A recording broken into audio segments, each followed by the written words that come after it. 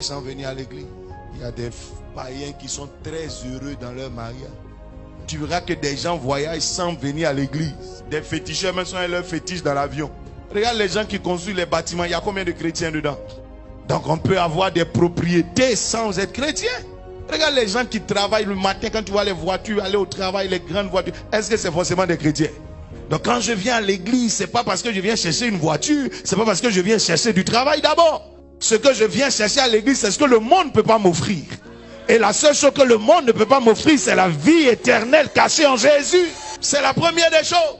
Mais souvent, on a renversé les choses de sorte que maintenant, ce n'est que ces choses matérielles qu'on cherche à l'église. Et des gens même sont prêts à quitter l'église parce que tu ne te maries pas. Des gens disent non, depuis que moi je suis dans cette église, je ne comprends pas, je n'arrive pas à me marier. Qui a dit que c'est à l'église forcée on se marie? D'autres sont prêts à se refroidir leur foi, refroidir leur zèle, refroidir leur amour pour l'œuvre de Dieu, simplement parce que tu n'as pas trouvé de travail. Qui a dit qu'ici c'est une entreprise?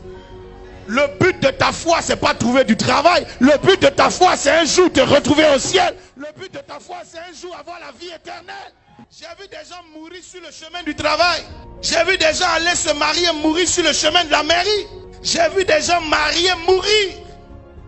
J'ai vu des gens prospères mourir. L'argent ne garantit pas la vie éternelle, camarade. Ce que tu cherches à l'église, c'est ce que le maire ne peut pas te donner. C'est ce que l'entreprise ne peut pas te donner. C'est ce que l'argent ne peut pas te donner. C'est ce que le monde ne peut pas te donner. C'est ce que les voyages ne peuvent pas te donner. C'est ce que le visa ne peut pas te donner. C'est ce que le médecin ne peut pas te donner. C'est la vie éternelle cachée en Jésus. Il n'y a pas de comparaison entre ton salut et ton travail. Il n'y a pas de comparaison entre ton salut et le mariage. Il y a des gens même qui ont carrément changé de foi parce que tu as rencontré un monsieur qui ne croit plus en Jésus, croit pas en Jésus. Tu es sorti de la foi. Quel scandale! Et pour ça on ne te voit plus à l'église. Donc tu es venu à l'église pour te marier. Si tu n'as rien, va au ciel. Si tu es célibataire, va au ciel. Si tu ne travailles pas, va au ciel quand même. Je soupire après le fait que tu te maries.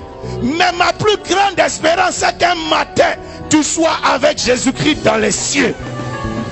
Je ne peux pas te dire combien de choses matérielles me manquent. Combien de bonheur terrestre me manque. J'aurais voulu. Mais je ne suis pas venu à Christ pour ça. Ce qui m'intéresse le plus, c'est qu'un matin, mon âme se retrouve dans les cieux.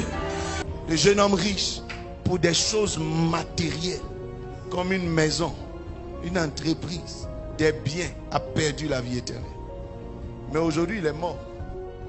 Et les biens auxquels il s'est accroché ne sont plus à lui. Ton mari auquel tu t'es accroché, demain tu ne seras pas là. D'ailleurs, même matin, il va te chasser. Mais c'est à cause de ce mari-là que tu as perdu la foi. Gagne ton salut. Et que le reste vienne.